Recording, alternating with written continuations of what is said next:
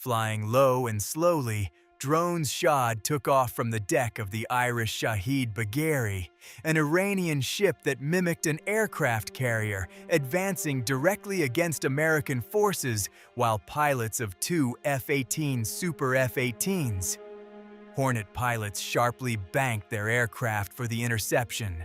It was 7:38 a.m. in the Persian Gulf, and the fighter jets were conducting an air patrol between a destroyer and the port of Bandar Abbas when the Hawkeye system detected the contacts, but the pilots didn't know that the imminent downing was exactly what Iran had hoped for. But before we begin, don't forget to like and subscribe to our channel. The forward-scanning infrared FLIR sensor of the first F-18 located the target at about 7 kilometers, identifying only a thermal blur against the heated water and a radar signature comparable to that of a shopping cart. Sidewinder missile, Rakia, the pilot waited for it to lock onto, but the drone's motor, about the size of a lawnmower, generated insufficient heat to stand out against the sun-warmed sea, causing the signal to constantly fluctuate. After repositioning the aircraft by 30 degrees to try and frame the exhaust against the open sky, the signal finally stabilized for 2 seconds, but the drone veered off its pre-programmed path and the firing angle collapsed again. With the Shahed just 10 minutes from reaching the destroyer defense line protecting the aircraft carrier and unable to secure a solid missile lock-on, the only remaining option was to use the cannon. However, this maneuver required diving to an altitude of 300 meters to pursue the target close to the waves, keeping the fighter's nose pointed directly at the anti-aircraft guns of the port of Bandar Abbas, a challenge the pilot accepted by banking the aircraft and descending rapidly from 2,400 meters, 1,800, 1,200. The coastline filled the canopy. Cranes emerged as dark silhouettes of anti-aircraft positions, growing larger with each passing second. In the harbor, a Zu-23 operator tracked the American fighter's descent through the optical sight. A fighter attacking with a cannon needed to fly directly at the target, and a plane flying straight is an easy target. He adjusted his elevation, anticipated the trajectory ahead of the target's nose, and opened fire. His partner in the second aircraft fired half a second later. The tracers rose in arcs that appeared slow when viewed from above, until they ceased to be slow at about 900 meters. The F-18 maintained its dive. The cannon's alignment, the point where all the projectiles converge, was set to about 300 meters. It was still above that, so the shots would fall below the target if it wasn't compensated. He corrected upwards and committed to about 1.6 kilometers, half a second on the trigger. 20mm projectiles pierced the Shahed's structure and tore off one of its wings. He pulled the control stick and climbed through the tracers, 2 streams converging in the corridor he was passing through. Each burst was a gamble. A 23mm projectile struck the fighter's left air intake, but despite the impact, instruments indicated that the engine was operating normally during the climb, without immediate critical damage. At that stage of the combat, the wingman managed to shoot down 2 more drones using Sidewinder missiles, benefiting from superior firing geometry and a cooler thermal background, totaling 4 successful interceptions between the 2 pilots. However, each time they regained altitude, the Hawkeye system alerted them to new contacts, as the Bagheri ship launched drones at intervals of just 1 minute, each functioning like a kamikaze capable of disabling a destroyer's radar. This tactic represented the military equivalent of a discount store trying to bankrupt a large retailer, winning the economic equation by forcing the use of $400,000 missiles to destroy targets worth only $20,000. With only 5 Sidewinders remaining in the formation and the Zu-23 anti-aircraft gun teams becoming more precise with each pass, the situation became critical when the pilots spotted 8 anti-ship cruise missiles aboard the Bagheri. If the target was not neutralized quickly, the American fleet would face a far more lethal threat than the drones. Both fighters carried LRASM missiles under their wings, but they were also the only aircraft protecting the fleet against drones still in flight, creating a tactical dilemma with two opposing missions for the same two pilots. The formation ended up splitting, with the leader heading north to attack the Bagheeri while the wingman remained south, alone with limited resources and vulnerable to anti-aircraft fire. Inside the Bagheeri's bridge, the commander perceived the American strategy from the tactical display, preparing his surface-to-air missiles. Mirov was tasked with defending the point against the lone approaching threat. The real issue was the fighter jet to the south. As long as the American Air Patrol remained occupied with drones, its C-802 anti-ship missiles had a clear path to the fleet and enough speed to sink a destroyer. But firing them meant activating the targeting radar, and any passive coalition sensor would detect their position in 3 seconds. It was like poking a hornet's nest and standing still to see what happens. At the moment, Bagheeri remained silent, hidden in the electronic chaos of a port full of burning ships. Firing the C-802s meant trading that invisibility for 8 missiles in the air, and the equation would only balance if the Americans ran out of ammunition first. A few more Shahed rounds, a few more Sidewinders fired. He watched another drone being launched and mentally calculated how much further it was. Almost. The leader descended, covering 9,100 meters. The LRASM required it to be below 6,100 meters for a clean launch solution through the smoke rising from Bandar Abbas, and every meter below about 5,500 put it within range of the Mirov missiles. 8 short-range missiles on the Bagheeri's deck, each requiring 8 seconds of continuous tracking for firing. Mirov's search radar scanned its altitude and continued on. Somewhere below, the wingman was re-entering the ZU-23 zone. 5 shots between the fleet and a ship launching drones like a ball-throwing machine. Every 1,000 meters of descent brought the LRASM firing solution closer, as well as the Mirov firing solution. The LRASM needed 4,900 meters. The Mirov could reach it at about 5,200 meters, almost 300 meters of airspace where both conditions were true at the same time. Mirov's radar scan again. A slight electronic alert on the radar warning receiver. The system was probing, but not yet locking in. At that altitude, the return signal was still too weak. Another 600 meters, and that would change. The launch solution on the HUD decreased like a reverse fuel gauge. The closer it got to the launch altitude, the closer it got to the missile's range, and neither number was negotiable. On Bagheeri, the Mirov operator detected a contact 24 kilometers away. Weak. The burning Sahan, about 3 kilometers to the south, was generating false contacts on half the screen. Columns of smoke meeting humid air created echoes that seemed real until they shifted erratically. He filtered it manually, maintained the contact for 2 seconds before it disappeared. 6 seconds to go. He scanned the sector again and realized the contact was lower than before. It was descending, 1,800 meters, inside the engagement ceiling. Then, Hawkeye completely destroyed the geometry. Top hat, 1, contact, quick target, direction 015, Mach 1.2, heading south, no friendly IFF identification. The encrypted transponder that separates Allied aircraft from threats in a sky full of both. The E-2D interrogated Mode 4. Nothing. Mode 5. Nothing. Fighter-sized and supersonic. Pointed directly at 2 Super Hornets that were practically Winchester and out of position. A MiG-29 or an ally with a damaged transponder. The uncertainty surrounding the target's identity meant that a wrong response could result in a Sidewinder missile hitting an ally or a tragic downing broadcast worldwide on CNN. The formation leader made contact at about 64 kilometers, unaware that a Hornet from the Black Aces squadron with a damaged transponder was flying south toward refueling, unwittingly becoming the most dangerous friendly aircraft in the Gulf. Unlike an Iranian MiG pilot who, upon noticing the malfunction, would perform evasive maneuvers and launch countermeasures, the ally with the broken equipment didn't even know he was in danger and remained on a stable course.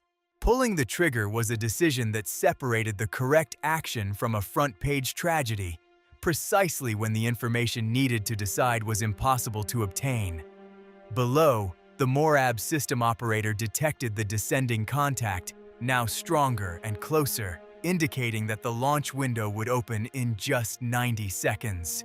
Meanwhile, 2 drones Shahed advanced uninterrupted toward the fleet at 185 kilometers per hour, and the wingman of the lead fighter followed in their direction with critically low fuel, turning numbers into prayers.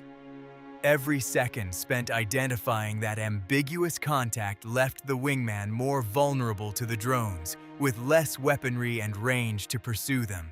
Although the firing solution had failed and the Bagheri continued its drops, Hawkeye cross-referenced the data with the Coalition's master aerial refueling schedule. And while the Air Task Order did not foresee allies in that position, the pilots knew that the plan did not always reflect the reality of the battlefield. Military plans rarely survive more than 15 minutes after combat begins, and a communication failure nearly resulted in tragedy when an FA-18 from the Black Aces squadron, which had deviated from its route after sustaining minor damage from an Iranian missile, was heading south in search of a tanker aircraft. Although its direction and altitude coincided with those of a possible enemy, confirmation only came when the leader pointed the infrared sensor and identified, at 24 kilometers, the twin tails and characteristic canted stabilizers of the Allied Hornet, which was flying without knowing how close it had been to a fatal friendly fire incident. The interruption of the pursuit cost 90 precious seconds and excessive fuel consumption, leaving the launch window at its limit while the firing indication fluctuated as the attack geometry changed with each repositioning maneuver. This interval created a gap in the patrol that allowed 3 drones to pass through. Shad, forcing the wingman to turn south to intercept them with his last Sidewinder missile, destroying the first target at just over 6 kilometers.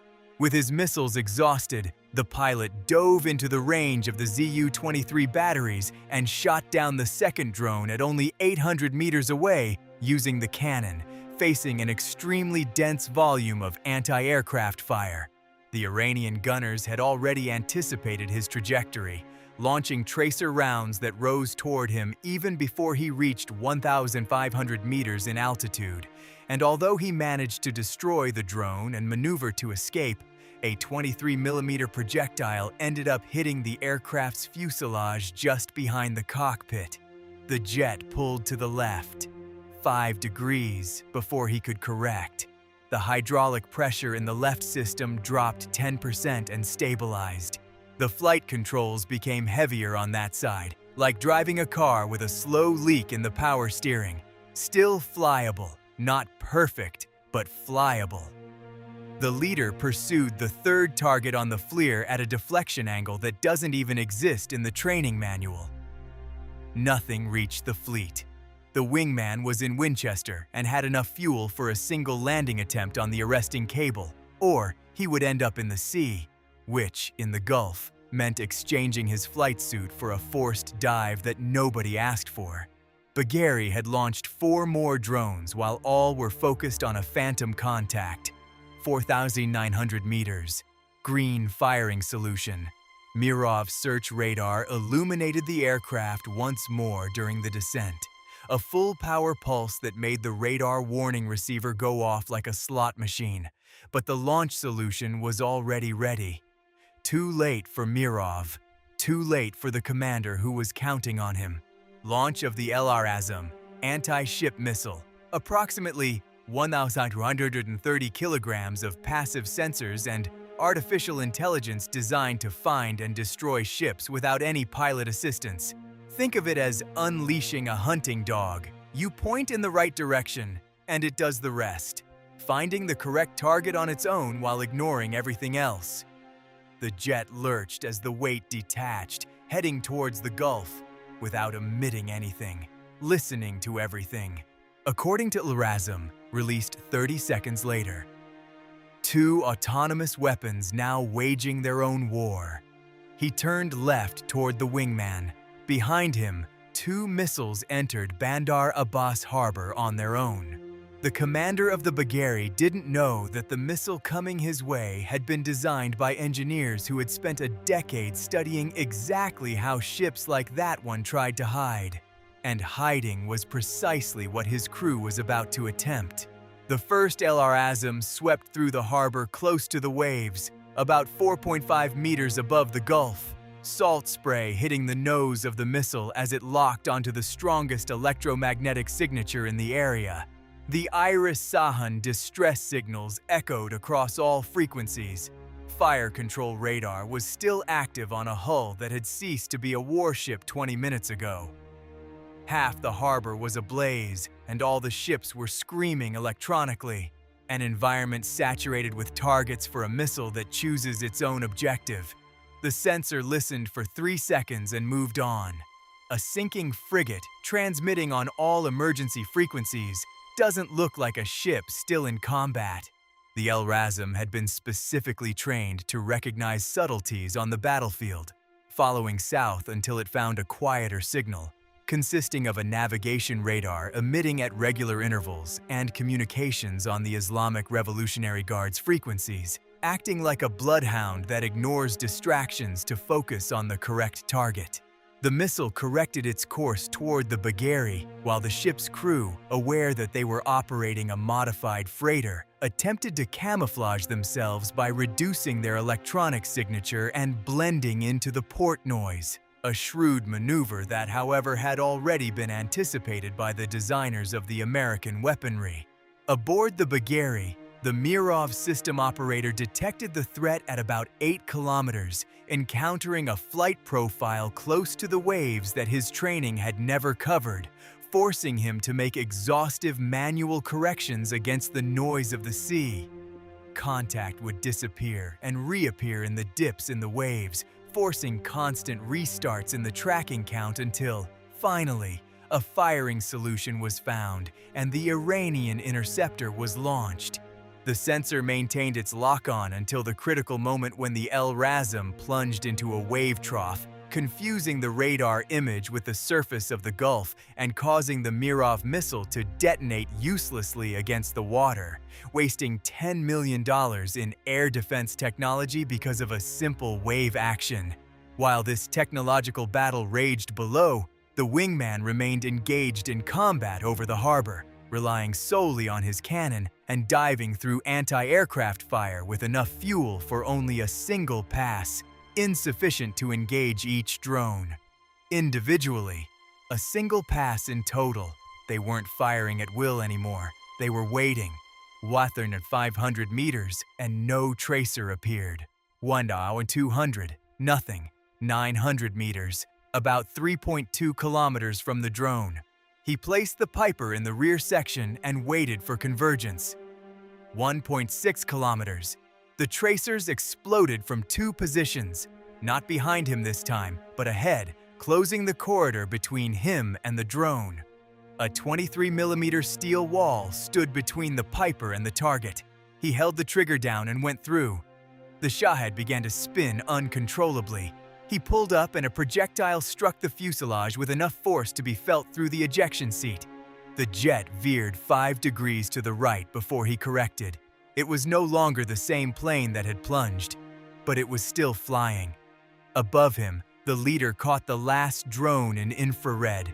A long burst from altitude. The geometry only worked because there was still altitude to spare. Nothing reached the fleet. On the bridge, the commander knew time was running out and reached for the C-802 launch panel. It was the moment he had been preparing for all morning. Combat air patrol with virtually no weapons. Fleet defenses weakened by the drones it had been feeding for the past 20 minutes. 8 cruise missiles. 3 seconds of radar exposure. His hand found the panel. He initiated the activation sequence. The rear launch team began warming up the targeting radar, aligning the first rail toward the American formation to the south. 3 seconds. That was all it took. 3 seconds of radar to generate the firing solution. 8 missiles in the air before the Americans could react, and the screen of destroyers would face an unexpected salvo. About 900 meters to the south, the El Razum descended below the radar horizon of the Bagheri. 4 seconds to impact. On the port side, an Iranian gunner, positioned behind one of the ship's 20mm guns, heard someone shouting and turned his optical sight south. No radar, no computer-controlled firing system. A man, a trigger, and a glass sight pointed at the Gulf. He saw it for half a second. A dark silhouette cutting across the crest of the waves at approximately 965 kilometers per hour, emitting a white spray that appeared and disappeared among the ripples. He opened fire. The cannon dumped projectiles into the water where the spray trail reappeared 200 meters closer. He tried to adjust the fire, flying close to the waves at that speed and using only an optical sight. The interception attempt resembled the challenge of hitting a car on a highway with a garden hose from an overpass. The pilot emptied the magazine, but the first El Razum missile wasn't even affected, passing through the front section of the target where drone structures were located. Shahhed were stacked alongside fuel tanks and propellant engines. Even before the Iranian commander's hand left the launch panel, the ship's deck tilted sharply from 5 to 11 degrees, exceeding the operational limit of the C-802 missile, which requires the rail to be at a maximum inclination of 20 degrees relative to the level to prevent the initial propellant from launching the projectile against the ship's superstructure. The second El Razum struck the waterline, allowing the Gulf waters to flood the commercial-grade hull, which was never designed to withstand the impact of a warhead weighing more than 450 kilograms. Ski-type ramp A-jump, installed by Iran on a 26-year-old cargo ship to serve as an improvised flight deck, tilted beyond its safety limit and was unable to perform any further launches. If you enjoyed this report, be sure to check out our upcoming content. Until next time.